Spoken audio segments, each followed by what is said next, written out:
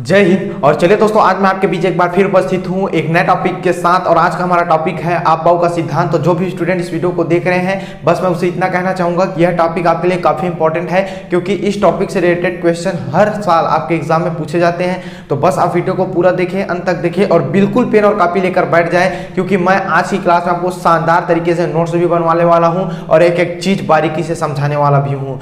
तो चलिए दोस्तों, आज की शानदार क्लास को शानदार तरीके से शुरुआत करते हैं। दोस्तों, अगर आपको आप बाऊ का सिद्धांत याद हो जाए ना, तो ही वीडियो को लाइक कीजिएगा और चैनल को सब्सक्राइब कीजिएगा, अन्यथा मत कीजिएगा, क्योंकि फालतू का नोटिफिकेशन जाएगा और हमको अच्छा नहीं लगेगा।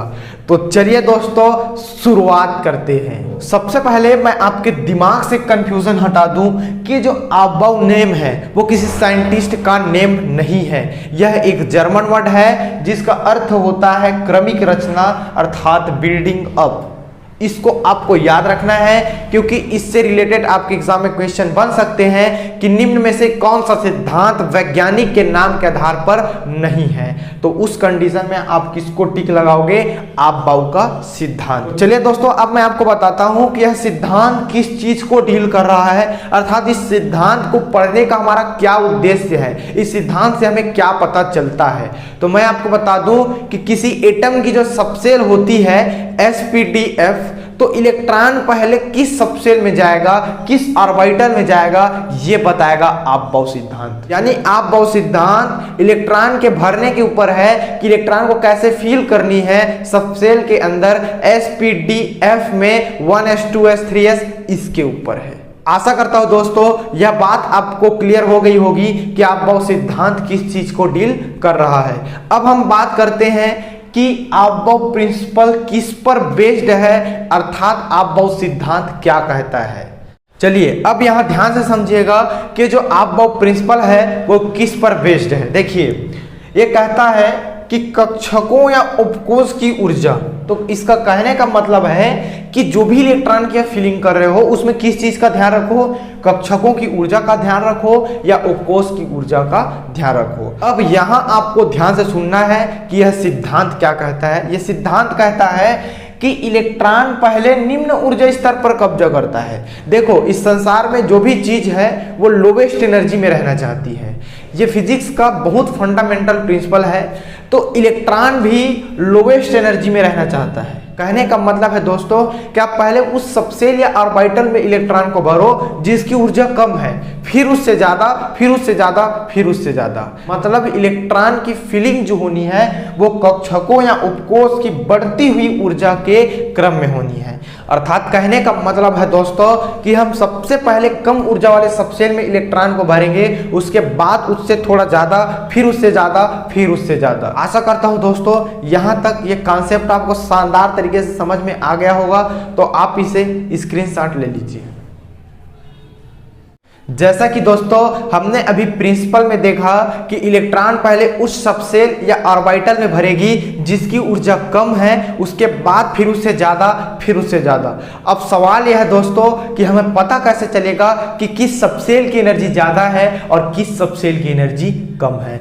जैसे कि हमारे पास एक क्वेश्चन आया कि 2s और 3p में किस सबसेल की एनर्जी ज्यादा है और किस सबसेल की एनर्जी कम है। तो इस कंडीशन में हम कैसे पता लगाएंगे, कैसे जानेंगे कि किस सबसेल की एनर्जी ज्यादा है और किस सबसेल की एनर्जी कम है। तो इसे पता लगाने के लिए हमारे पास एक रूल आता है जिसे हम n+l रूल कहते हैं, और इसी रूल की मदद से हम शानदार तरीके से किसी भी सबसेल की एनर्जी का पता लगा सकते हैं। तो यहां ध्यान से समझिएगा, यहां n+l में n मतलब होता है दोस्तों प्रिंसिपल क्वांटम नंबर, प्रधान क्वांटम संख्या, और l मतलब होता है एजीमुथल क्वांटम नंबर, अर्थात द्विगुणित क्वांटम संख्या। अगर क्वांटम संख्या के बारे में पढ़े होंगे तो आप इसे बिल्कुल जानते होंगे। और आप ये भी जानते हैं कि जो उपकोष होती है, सबसेल होती है, उसे L से प्रदर्शित करते हैं, और ये 4 प्रकार के होते हैं, S, P, D और F। और आप ये भी जानते हैं दोस्तों कि S सबसेल के लिए L की वैल्यू 0 होती है, P सबसेल के लिए L की वैल्यू 1 होती है, और D सबसेल के लिए L की वैल्यू 2 होती है, और इसी प्रकार F सबसेल के लिए L की वैल्यू 3 होती है। अगर आप इन चीजों के बारे में नहीं जानते हैं तो ये वीडियो देख लीजिए, उसका लिंक मैं नीचे डिस्क्रिप्शन बॉक्स में दे दिया हूं। देखिए यहाँ L की वैल्यू तो हमें पता चल गया। अब हम बात करते हैं कि N की वैल्यू कैसे पता लगाएंगे। तो आपको एक शानदार ट्रिक बता देता हूं कि SPDF के पहले जो भी नंबर लिखा होगा वो N की वैल्यू होगी। जैसा देखिए 2S में S के पहले कितना लिखा है 2, इसका मतलब N की वैल्यू 2 हो जाएगी। 3P में देखिए P के पहले कितना लिखा है 3, इसका मतलब दोस्तों N की वैल्यू 3 हो जाएगी। अब ये N+L रूल कहता क्या है, ध्यान से समझिएगा कि जो N+L रूल है वो डायरेक्टली प्रोपोर्शनल होता है एनर्जी का। अर्थात कहने का मतलब है दोस्तों कि जिस सबसेल की N+L वैल्यू ज्यादा होगी उसकी एनर्जी भी ज्यादा होगी, और जिस सबसेल की N+L वैल्यू कम होगी उस सबसेल की एनर्जी भी कम होगी। आशा करता हूं दोस्तों यहां तक आपको शानदार तरीके से समझ में आ गया होगा। चलिए अब हम इन दोनों सबसेल्स के लिए N+L वैल्यू निकालते हैं और डिसाइड करते हैं कि किस सबसेल की एनर्जी ज्यादा है और किसकी कम है। तो चलिए यहां ध्यान से देखिए दोस्तों, यहां 2S में N की वैल्यू कितना है 2 है, तो हम इस प्रकार से 2 लिख देंगे। और L की वैल्यू की बात करें तो मैंने आपको अभी बताया है कि S सबसेल के लिए L की वैल्यू 0 होती है, तो हम यहां लिखेंगे 0। और यहां हम N की वैल्यू की बात करें तो यहां है 3, और L की वैल्यू की बात करें तो L की वैल्यू है 1। तो इस प्रकार से देखिए 2 + 0 = 2 हो जाएगा और 3 + 1 इक्वल हो जाएगा दोस्तों 4। तो यहां ध्यान से देखिए दोस्तों, यहां 3P उपकोष के लिए N+L की वैल्यू 4 है और 2S उपकोष के लिए N+L की वैल्यू 2 है। इसका मतलब है दोस्तों कि 3P की एनर्जी ज्यादा है 2S से। इसका मतलब कि इलेक्ट्रॉन पहले 2S में जाएगा उसके बाद 3P में जाएगा। तो इस प्रकार से भी क्वेश्चन आपके एग्जाम में देखने को मिल सकते हैं, तो इसे ध्यान से नोट कर लीजिए। चलिए हमारे पास कुछ ऑर्बिटल्स दे रखे हैं और हमसे कहा कि इन सभी ऑर्बिटल्स को बढ़ते हुए ऊर्जा के क्रम में लगाइए। तो हमें सबसे पहले इन सभी ऑर्बिटल्स के लिए N+L की वैल्यू निकालना पड़ेगा। तो देखिए मैंने पहले से ही इन सभी ऑर्बिटल्स के लिए N+L की वैल्यू निकाल के रखा है, क्योंकि मैं चाहता हूं कि आप बहुत ही कम समय में ज़्यादा से ज़्यादा सीख पाए। अब हम इन नंबर्स के आधार पर, इन नंबर्स के बेस पर बता सकते हैं कि किस ऑर्बिटल की एनर्जी ज़्यादा होगी और किस ऑर्बिटल की एनर्जी कम होगी। सबसे कम एनर्जी उसकी होगी जिसका N+L सबसे छोटा होगा। तो हमने देखा कि सबसे छोटा N+L वैल्यू 1 है जो कि 1S में है, तो इस प्रकार से दोस्तों 1S की एनर्जी सबसे कम होगी। देखिए उसके बाद आता है दोस्तों 2 जो कि 2S सबसेल में है, तो 1S के बाद आ जाएगा 2S। अब यहाँ देखिए दोस्तों 2 के बाद आता है 3, तो यहाँ देखिए 2P और 3S इन दोनों सबसेल के लिए N+L की वैल्यू सेम है। तो इस कंडीशन में हम N की वैल्यू के आधार पर डिसीजन लेंगे कि जिस सबसेल के लिए N का वैल्यू बड़ा होगा उसका एनर्जी ज्यादा होगा और जिसका छोटा होगा उसका एनर्जी कम होगा।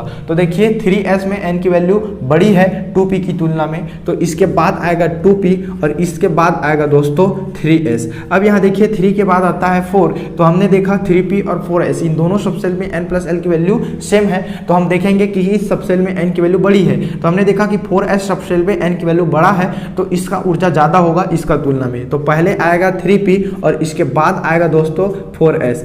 अब देखिए दोस्तों 4 के बाद आता है 5, तो देखिए 3D 4P और 5S इन तीनों सबसेल की N+L वैल्यू सेम है। तो देखिए सबसे कम N की वैल्यू किसका है 3D का, तो हम लिखेंगे 3D। उसके बाद है दोस्तों 4P का, तो हम लिखेंगे 4P। उसके बाद है दोस्तों 5S का, तो हम इस प्रकार से लिख देंगे 5S। अब देखिए दोस्तों 5 के बाद आता है 6 जो कि 4D उपकोष में है, तो 5S के बाद आ जाएगा इस प्रकार से 4D। तो इस प्रकार से इसमें और बहुत सारे ऑर्बिटल्स आएंगे 4F 5F 6S 6P 6D etcetera etcetera. मैं आपको इतना समझाना चाहता था कि बुक में कैसे इन सभी सबसेल्स को ऊर्जा के बढ़ते क्रम में व्यवस्थित किया गया है, तो ये कैसे आया है इसको मैंने आपको बता दिया और आशा करता हूं कि ये आपको शानदार तरीके से समझ में आ गया होगा। इसी चीज को याद करने का हमारे पास एक मेथड भी है। जैसे मैं आपको कहूं कि इन सभी सबसेल्स को ऊर्जा के बढ़ते क्रम में लगाइए, तो आप बहुत समय लगाओगे और ऐसे ही लिखोगे।